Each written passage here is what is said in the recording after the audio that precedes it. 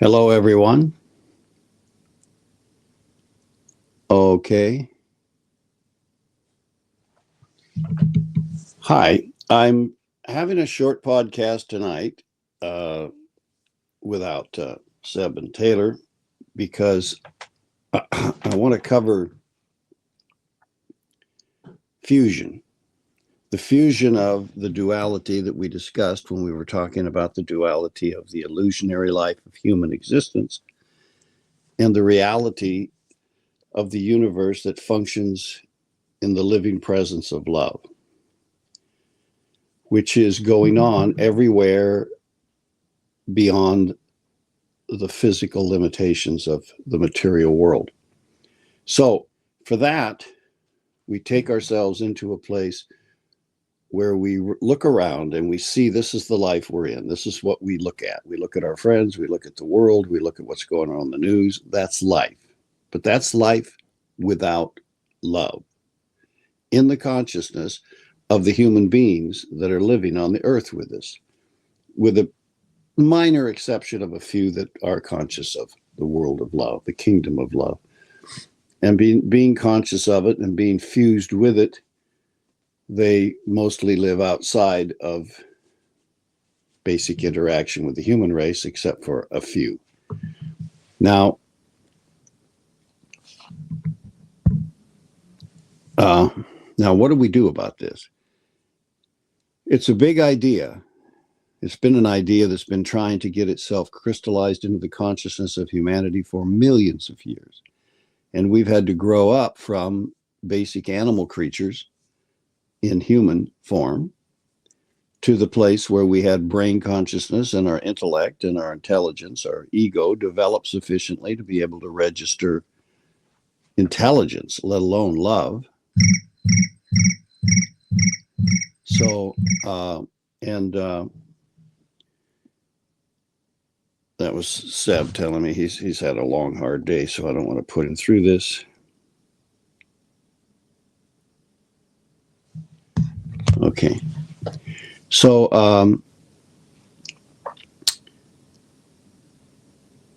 the world in which love is supreme and the beings interact with it joyfully, fully, convincingly, lives here with us, within us, actually. And if you go within you into that frequency or into that place of registering the energetic reality of that world, it would just reveal itself to you. There it is. Now, that doesn't make this world go away. It just causes a fusion of that one with this one. Now, that fusion is extraordinarily important when a human being does it, because it fuses love into your illusion of life without it, which has an instantaneous, automatic, and potently effective transforming and transmuting activity that goes on.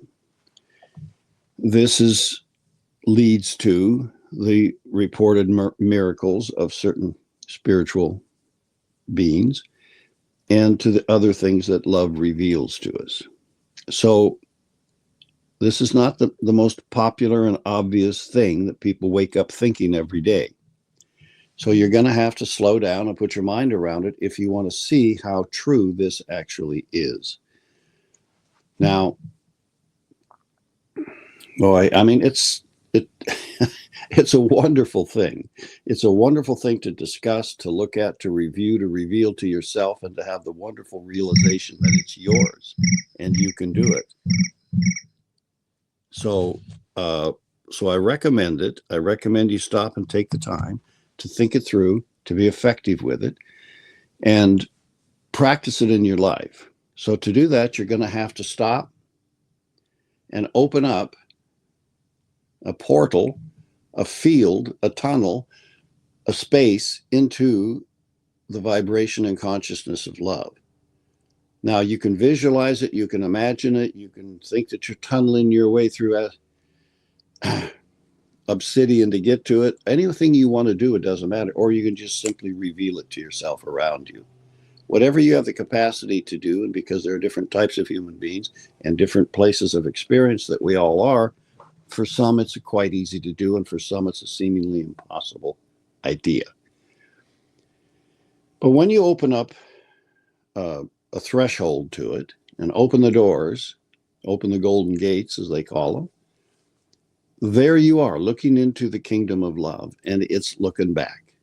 Now, you want to welcome it into the human experience. You're not trying to throw your luggage off and head off into it because that's a better place to live than this is. We're not doing that. Our job is to bring that love-based kingdom down into this one, infiltrate it, destroy the illusion of universe without it in our consciousness, not effectively in the trees around us or the land or the water. It's already there. It's already there in all of that. It's your perception of all of that that is the mistake, not it. And it's not even a mistake. It's just a limitation of your perception. So you have to dial it in. You have to open up your perception. But the consequences of making this trek into love are profound, because suddenly the root energy, creative energy of the universe becomes your property. It lives within you, and it starts acting in concordance with you. It harmonizes itself to you. It explores your life and starts perfecting everything in it to love, if your willingness seeks that perfection with love and you want it. Love will not violate your free will. We've established that. So now we have to establish that we want that kingdom to open into our consciousness and then invite it into our inner space, emotional space, mental space, physical space. You own those three spaces in you, out here on the surface of the universe where the material world resides. And from in you will come up and out and into it this magnificent reality that lives inside of every single thing in the universe. It makes the heart beat, and it makes atoms spin. So how is that going to be affected in humanity? Because we are at a place where it's virtually not there, very little of it going on, although there was a great stimulation in humanity of love itself, and it's now becoming realized and deeply embedded in us. And so it will eventually start coming out, seeping out into the world. And the sooner we get our mind around what that means and what that is and how we can cooperate with it, the sooner we bring reality into our living room. Now, treasured illusions are going to be displaced by this. They're going to be affected. They're going to be impacted by the energies of love through transformation, transmutation, unity, and grace. So expect that, welcome that, and it will facilitate its happening.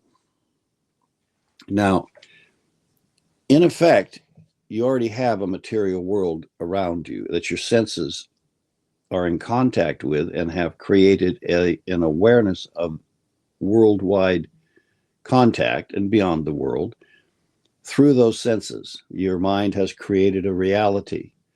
You see Pleiades out there, little seven sisters, and it's real way out there in space, and that's a recognition through your senses and through the cooperation of sciences that give you pictures of it. You can see it in the sky, but you can get close-up photos of it. You can take you can get a lot of information that builds its reality into your material objectification.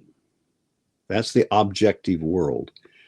That's where everything appears in its material form. The seven sisters of the Pleiades have a spiritual form, but they have a material form. Now, when you enter into this kingdom of love and you're looking at those same seven sisters through the eyes of love, then you will begin to see their spiritual form.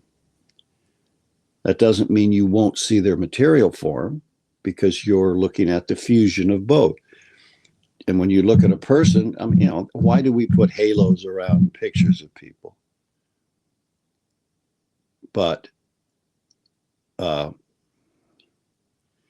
so I'm sorry, I got a text from Taylor. See, we have a conversation about when I'm going to do one of these, and then by that time they're tired or they're busy or they're having dinner or whatever it all turns out to be. This bringing love into the world is a difficult process because we're all occupied.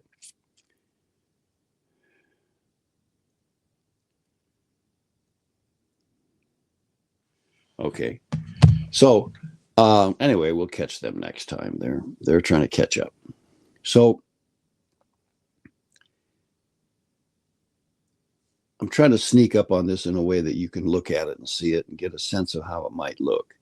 So, and it's easier if you open up if you've had any meditation consciousness, that could be of help to you, because it's kind of a meditative state.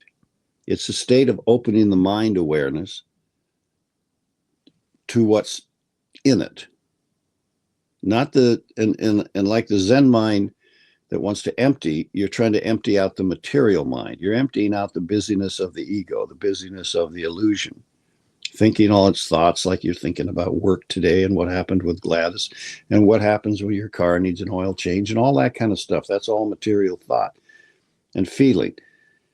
This is beyond all that, more subtle than that, far more real than that, because it's an easy thing to think that because something is finer in substance and doesn't have the dense, hard form that matter does, that it's less real, which is the farthest thing from truth, because reality starts in the finest and subtlest of energies and densifies itself outward till it reaches the surface. So we have to open up through the material confusion, illusion, and glamour that are swirling around in our consciousness. Calm it down, calm it all down, put the ego to sleep, stop having it push out answers and questions, thoughts and feelings towards what we're talking about here. Just stop all that, just silence all that, put it to rest. It'll wake up and be happy to create all of its bullshit anytime in the morning or other times. So we're calming all that down. We're inviting the presence of love into the space. You're opening up a threshold into it. Now you can see it as a golden light that's growing closer, or however it impacts your thinking. Let that just be how it grows with it. It's a beautiful, almost, it changes, by the way. But when I do it like right now, inviting the presence of love in is almost like a liquid gold flowing in around us everywhere. It's flowing in around me. If you want it to flow in around you, then open those gates and let it come in, and let yourself be strengthened by whatever I'm doing or anyone else is doing on earth, holding that gateway open. And believe me, there are those on the other side that are attempting to help you. But without your free will wanting to just open that and look in and realize, oh my God, there's a whole universe in here. What are you guys doing? They're doing love, because love is a full-time, energetic, cooperating presence from the kingdom of love upward or inward or towards the spirit. So, and it becomes the environment. It's the living environment in which angelic beings, other beings that you have no names for, but they reside in the universe and they're highly evolved and they've developed. They've developed over time, and not in ways that we would have developed, but ways that they did. And because they're living in the kingdom of love, they pose no threat to you whatsoever. Jupiter is there. The sun is there. There are vast beings of ancient age and maturity there. And those that are impacted by and embraced in and fully conscious of love honor it.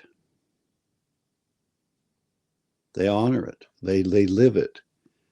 And if you look in there and see the Christ presence standing there, that's possible. The Buddha's presence standing there, Krishna presence standing there, which is not separate from the Christ presence.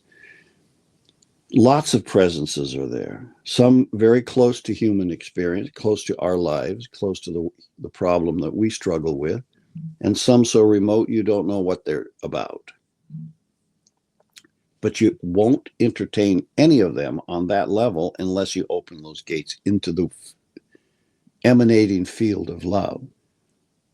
And because it hasn't transformed and transmuted the lower physical planes, the lower mental planes of your ego, the emotional planes of your feeling nature, and the dense physical planes of your body, gas, liquid, and solid, it won't appear there to you.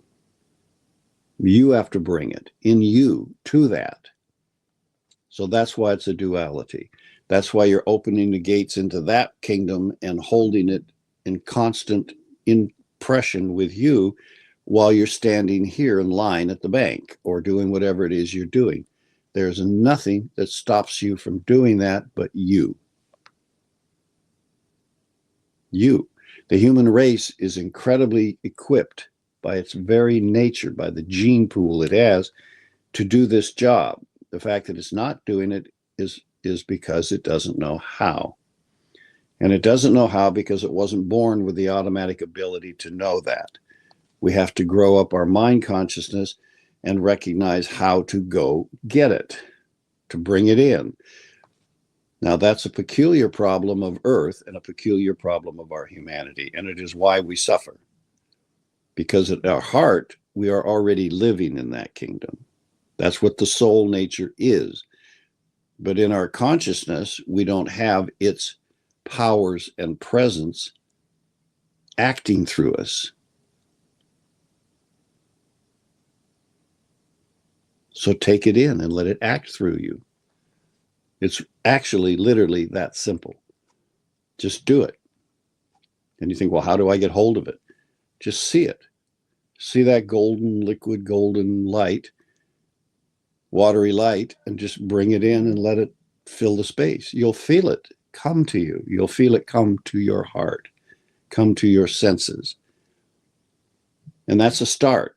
Every external sense, all 7 senses, not just the 5 that are physical senses, but the common sense, which comes out of experience and mind, and intuitive mind, which is the 7th sense. And that connects you directly into the mind of the soul nature. And because they're not thinking based on a human brain, they're just possessing mind and sharing it. It becomes a beautiful, vast field of understanding. But we don't have to start with the understanding. We don't have to start with the powers that live there. We just start with seeing it and letting it impact us and welcoming in the heart the presence of love in our system. And of course, the love is going to come up against that in you, which is not loving, which are the 7 deadly sins: envy, greed, sloth, hatred, violence, all of those things that ramble around in our emotional body based on our attitudes towards other things in the world that are less perfect than we are in our mind. Those things create rebellious energies that push love away, which is why we live in this freaking illusion, because we won't let love in. Love won't fight. It doesn't fight anything. It simply loves. But when it comes into contact with what it loves, because it's been welcomed to it, it has transformative and transmutational powers. So we are bringing the two into fusion. At the beginning of this experience of bringing love into your being, nature, the fusion is 95, 99% human material illusion and 1% love, 5% love, occasionally. But because love is insistent, consistent, and persistent, it grows from 5% to 6, from 6 to 7, from 7 to 10. Eventually, you reach a point where you're balanced. And at that point of balance, you start to realize, I'm never going to give this up. I've got love here now, and it's present to me in the ways that I can sense it and see it and feel it and smell it and taste it. And I'm not going to ever give it up. Not ever, because I know it's real, and I know that by building life in, the intelligence of life and the will of life and the love of life into me, I'm living in reality. I'm living where all the living beings are, because that's what reality is. The eternal now with love and intelligence and will. Leave love out and you're living in an illusion. So once we reach that balance point where we know it to be true, we know we are impacting ourselves with it as best we can, then it's a matter of, I've won this battle, but I haven't completely finished the campaign. I have to make it 100%.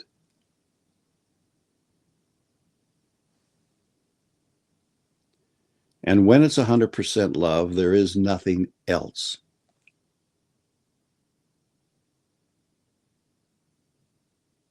There is no more of the struggle that we have today.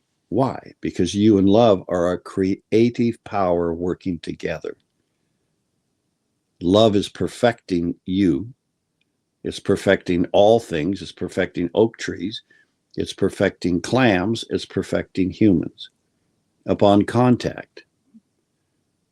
Now, oak trees and clams go pretty slow. Clams look a lot like they did when they started out maybe 50, 100 million years ago.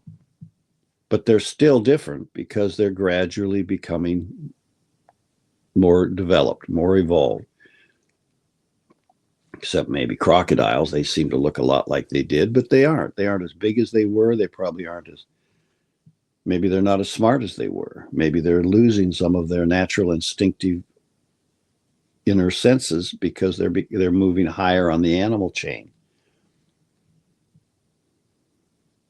So how love evolves the animal kingdom, the plant kingdom, and the mineral kingdom around us is no different than how it evolves the human kingdom, because we're made out of those lower kingdoms, and yet we add to it our unique property, which is self-conscious awareness. We have taken identity on, and ego with the identity. And we have free will. And love adjusts immediately to this creature, this human creature. And it says, okay, you have free will, so I will not violate that. If you tell me to go, I'll go. Love is a perfect servant. If you tell a perfect servant go, it goes. If you ask it to come here and bring me something, it brings it. It comes. Love is like that always. And it's not judging you. It's not questioning your motive, even though your motive may be very salty. It's serving you.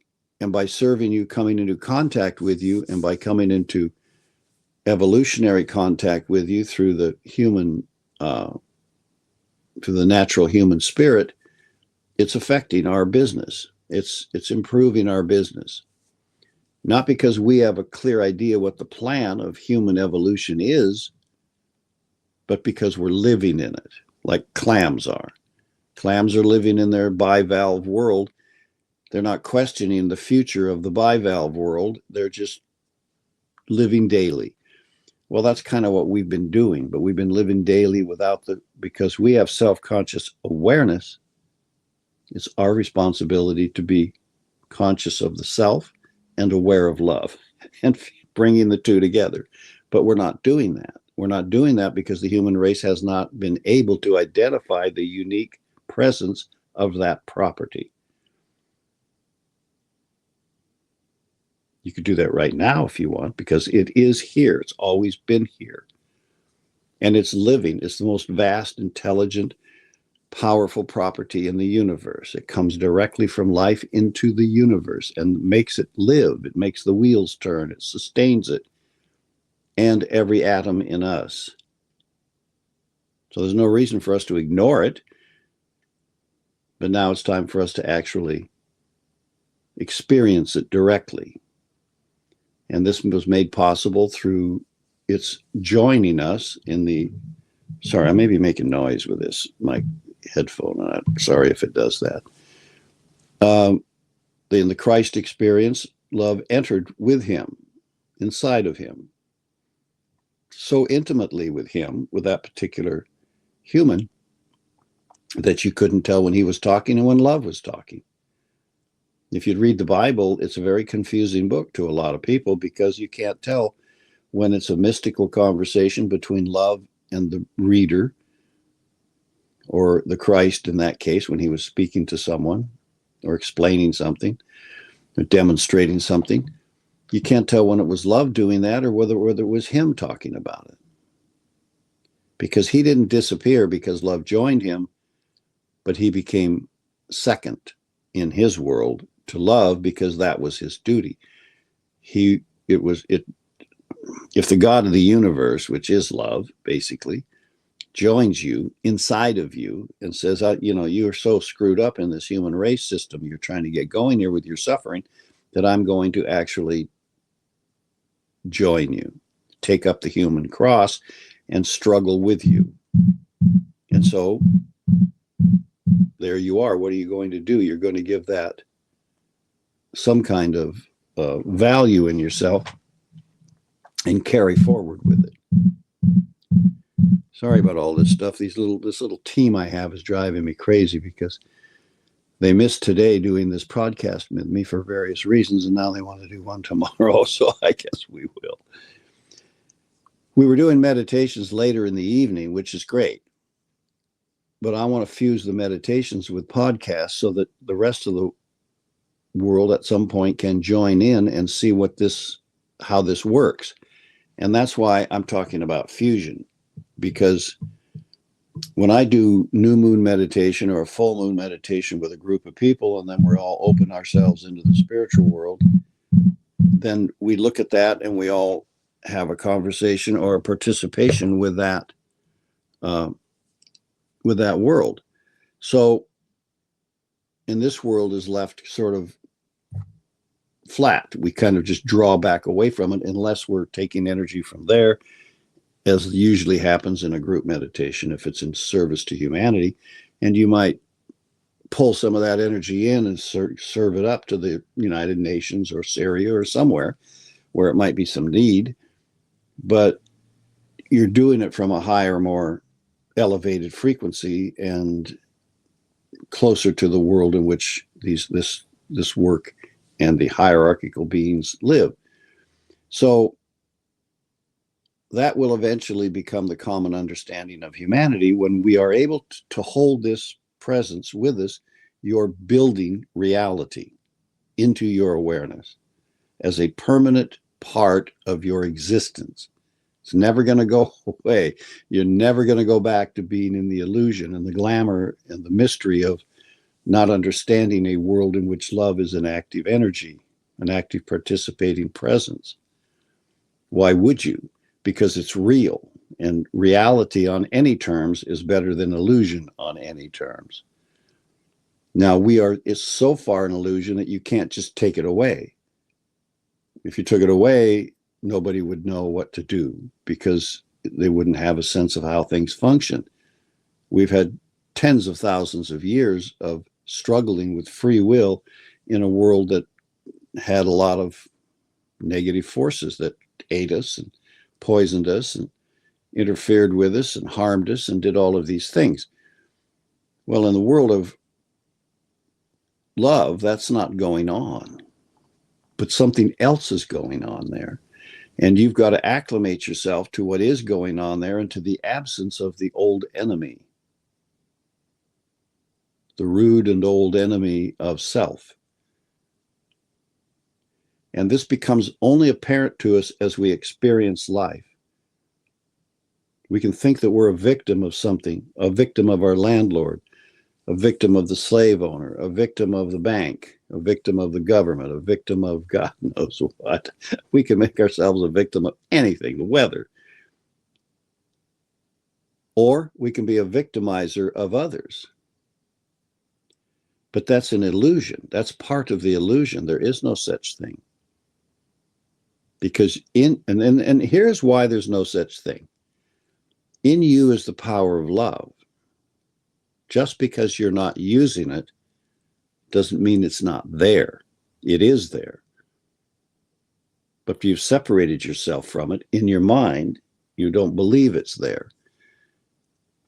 So you've separated love into opposites, and you're living between these opposites of conservative and liberal and all the other opposites, pleasure and pain, good and evil. I mean, all of these opposites that ramble around the world and create the societies that we live in are all illusion. And they're illusion because we broke love in half and put half over here. Now, that's how you create a world of intelligence where you can develop a meaningful mind. But eventually, in the development of that meaningful mind, we come to the realization of opposites and the illusion in which we live with them. And we decide with that meaningful mind that I've had enough of this, and I'm going to start fusing those opposites together and release myself back to the love that by separating created them, because we demonstrated we needed more education. Not in love, but in intellect. So we took it. We took the lessons we needed because that's the ones that were being offered. And we created a universe in which we're doing that. We're living that. And we've formed all kinds of theories and fantasies and ideas about it because we think it's real. But it's not. And the moment that you see how love fills the universe and you let it fill you, then it starts erasing these illusions. Now you have to live in the world of reality. You have to live where love is all there is. But at that point, it becomes your property. And transformation and transmutation and the unity you own automatically with all other creatures in the universe, because love and life are inseparable. God is inseparable from any part of itself. Then all of a sudden that becomes the new norm, the new normal. You still have your individuality because that's not an illusion.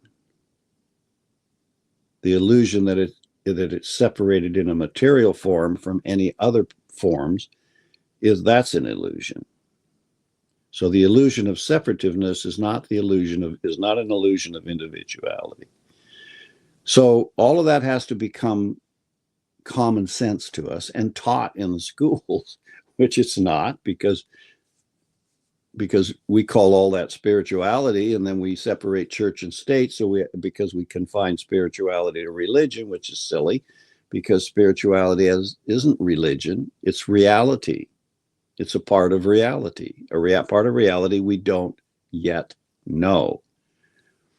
There is no spirituality to God. There's just life. There's just living, or to love, or to the Christ, or to the universe of beings who live fully conscious.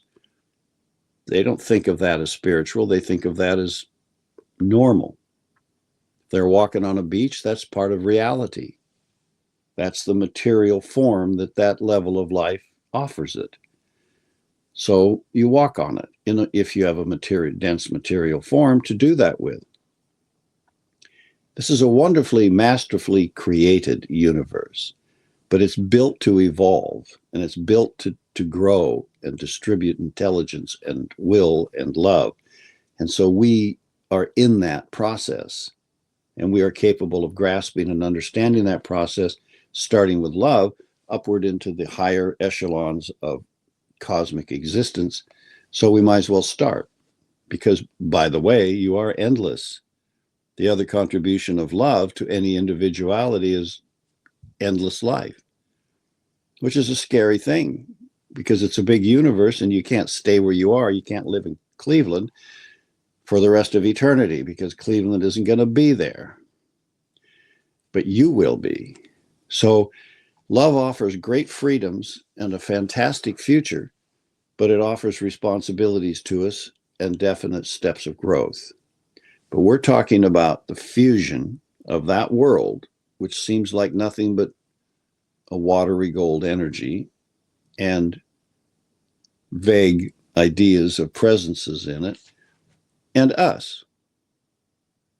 But if we don't judge it, if we don't make it an enemy, if we don't question its reality, question everything, but don't question that reality exists, because that's what is.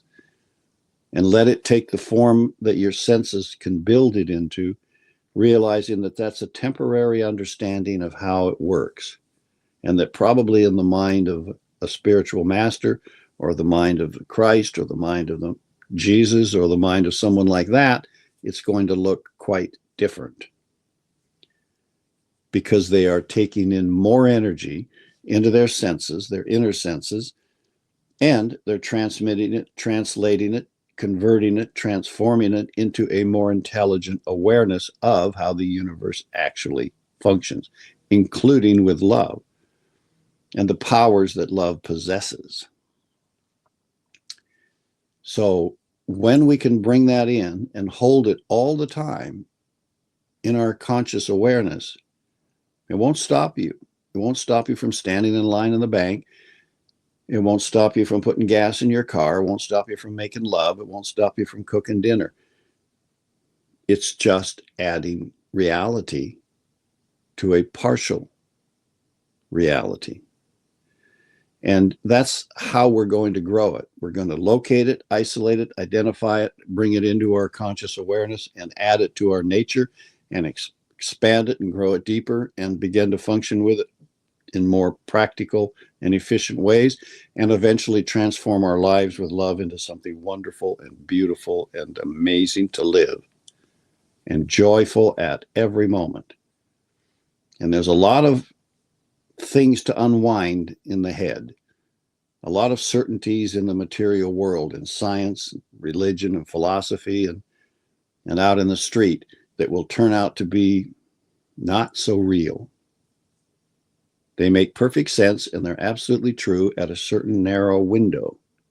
When you look out at the world through a certain narrow window, you see the mechanics and principles and laws of matter.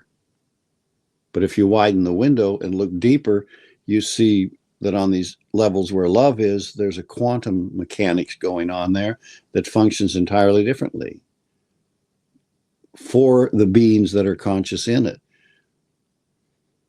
Now, when you bring love into your life, you're going to begin to start bending the realities of material limitation. That's why healing is possible. That's why miraculous saving is possible. That's why it's the unity aspect of love that allows some sailor who's drowning to be saved by a porpoise. Things happen when love is present. And when we're in extreme difficulty, the soul is called closer to us, and the world of love can suddenly break through and manifest something that we would think of as miraculous. And then when we wake up on the beach, we don't remember anything about it. Wow, that was really an amazing, that was like a miracle that porpoise helped me out, or whatever it happens to be. It can be anything. And life with love is capable of anything. Anything. No matter what. You can fall out of an airplane at 30,000 feet without a parachute and survive. Now, you reach a top speed of 125 miles an hour on the way to the ground, but you don't go any faster. But you get to that speed pretty quickly, so you're going to hit the ground hard. Now, how could you possibly survive falling out of an airplane at that speed and survive? Well, we can describe all the physical ways in which it happened, but it's the nature of love that arrangement works out for you. Now, why are you given that opportunity when 99 out of 99,999 people will just smack the ground and that's it for them? But that one person will just miraculously have maybe a couple of broken legs or something, but they will make it. I don't know how love knows where you are and what's up and wants you to survive it, but the moment that those three things come into focus, that you are recognized, that you have the right to live and you desire to live and love can help you, then it happens. And you can look, then you can analyze it later.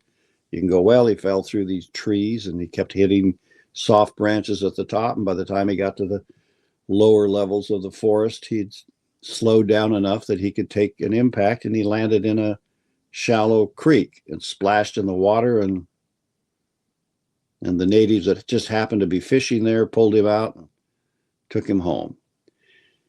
Whatever combination of circumstances miracles require, love is capable, through transformation, transmutation, unity, and grace, to offer that. Now, it's not a virtue of the human race that seems to happen like almost never. Having been through war, I can tell you when miracles just happen. They happen on a battlefield all the time because you just think, oh, hell, how come everybody's dead but me? That's how it can happen. So, and that did happen to a lot of people. It's happened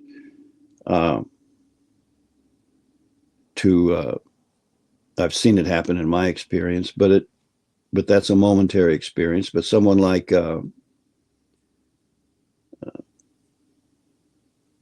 what was his name? I'm not focused on it, so it's not in front of my consciousness. But Winston Churchill, that's who I was thinking of. It happened to him. I think it happened to him twice in the Boer War. Killed every man in his company. Down to him, and he survived. And then it happened again. And then it's like, well, maybe there's some reason for this guy to do that. And years later, he suddenly is the Prime Minister of England in the battle for the survival of the world against evil. So miraculous things happen, and there's a plan in mind somewhere, in somebody's mind. So let's take a look at this in ourselves, because we're going to do more podcasts by bringing the kingdom of love into our human experience through personality here. And remember, your soul life, which you don't maybe know a lot about, but it is there, and it has its own structure, its own evolution, its own development, and it has countless experiences of yours garnered from previous times of life that you've never known you've lived in its nature. And eventually that nature will become the property of its human companion, like love will become the property of the human companion. But it's through your own nature as a soul being that love will come to you, that wisdom and knowledge, that cooperation and relationship with other beings in the soul kingdom. All of that has been grown and garnered for the human race from the beginning of its time, because this has been a plan in mind by the universe since it started. Humanity will at some point be a fully realized spiritual kingdom. And then it can go deeper than that and start on the animal kingdom. There is a way going forward, and it comes from an ancient past, and we see it. So let's participate with it through our own conscious choice. If you want love in your life, you can have it. If you want it to be a power in your life, creating great good for you, it will do that. But we have to take the steps. And one of them is use of the imagination. That is a key to it. You have to be willing to imagine love. Eventually, the imagination of it becomes a seeing of it. And that's what makes a seer, someone who sees into love and sees what love's creating for a future. There's no future without love. There's no creation of a future without love. And so these things that have meaning in our human conversation have true action in the kingdom of love. And so when we draw it in, we're drawing ourselves into that awareness, into that thinking, into that amazing range of possibilities. How is it being lived there by the beings that live there, including all human beings who emanate out of the soul kingdom into the material kingdom when they are born? That's another miraculous aspect of living. So we're not worried about all of that. It's a big deal. You can read about it, study about it, think about it. And there's lots of good stuff about that written and being discovered every day by people through experience with those writings and living through this kind of process of meditation process or fusion process. I like a fusion process of this because I don't want to go to Himalayas or Shambhala or somewhere and meditate with those guys. I want to bring those guys down to the world where it's needed. And that's a kind of flow. That's a type of spiritual purpose. Bringing spiritual consciousness or wholeness or reality to the human race, to its common understanding, that's a work. It's a work that certain people are willing to do. I'm willing to do it. And Plato's willing to do it. And others, wanting the human race to grow up into a deeper appreciation of the reality in which we live is something anyone can want. And you can work at it, and you can get good at it, and you can join with others doing it, and we can get that going into the world. And that's what makes new modern movements come forward, like Est or even Scientology, although I think it got a little off track at a certain point, or Unity Church or anything.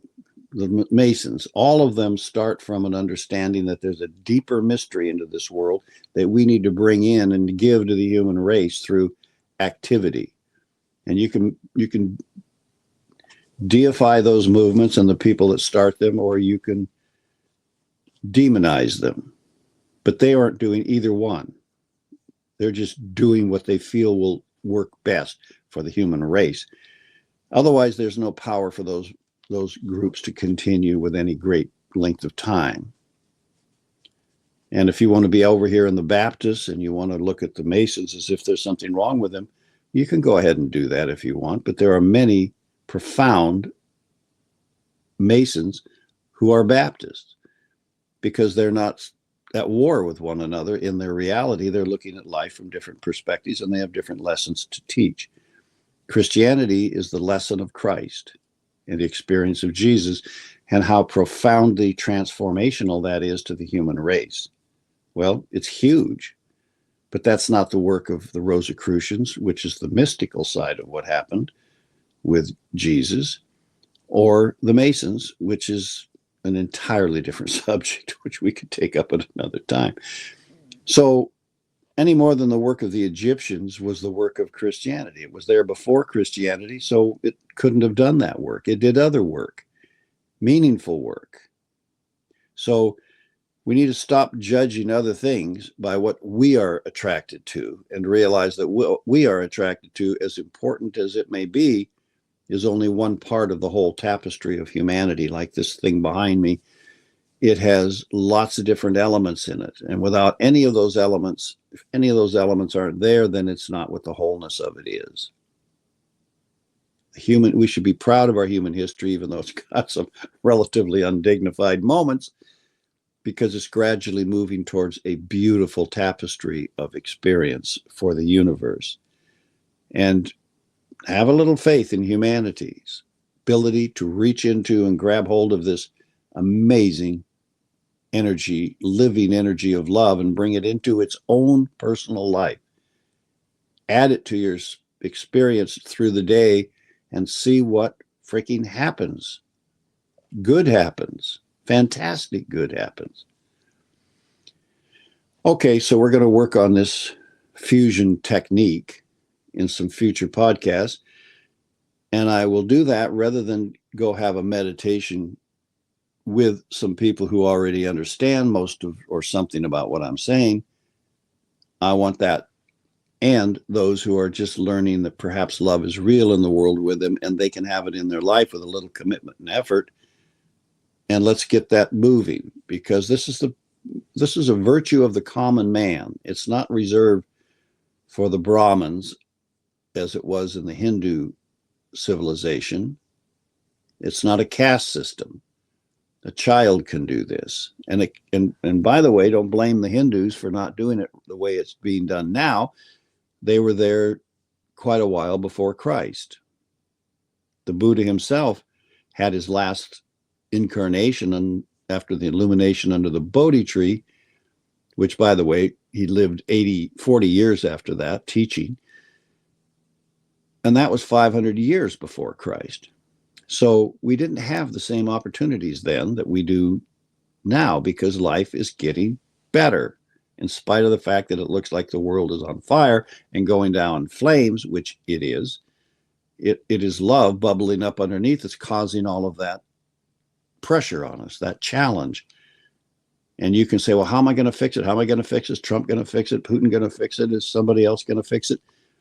Look into love. Look, open the gate. Look in there. Bring that into your life, and you're fixing it without having to figure any of it out.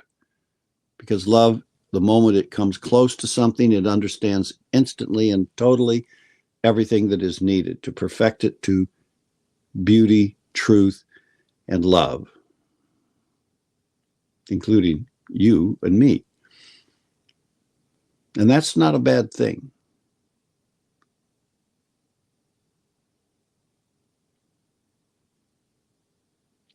Thank you, everybody. Let's take this up maybe tomorrow or the next day. See you later. Don't you wanna know about love? Wanna know love? Don't you wanna know? Don't you wanna know about love? Wanna know?